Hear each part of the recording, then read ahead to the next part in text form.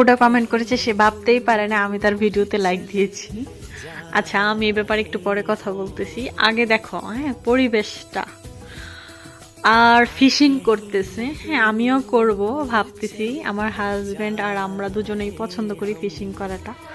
আর এখানের পরিবেশটা দেখো, শুধু আমি একলা ঘুরতেছি, হ্যাঁ একদম একলা, কেউ নাই। আর আমি নিজে নিজে ভিডিও করতেছি, এটা শুধু তোমাদের জন্য ভিডিওগুলা করা।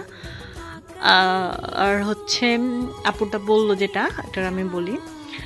আমি ম্যাক্সিমাম মানুষের আইডিতেই যাই, দেখি কি আমাকে যারা বলে যে সাপোর্ট করার জন্য বা আমাকে অনেক কমেন্ট করে, আমি সবার আইডিতেই মোটামুটি যতক্ষণ আমি সময় পাই তখন আমি যাই, দেখি ভালো লাগলে আমি ভিডিওর কমেন্ট করি বা পোস্ট দেখি, লাইক করি।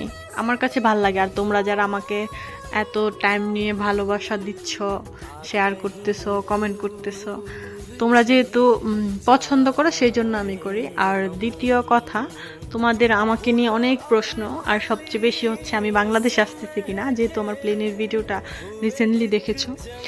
না, আমার হচ্ছে আমার হাজব্যান্ড, আমাদের ছুটি ছিল এতদিন, আমরা আমার শ্বশুরবাড়িতে বেড়াইছি।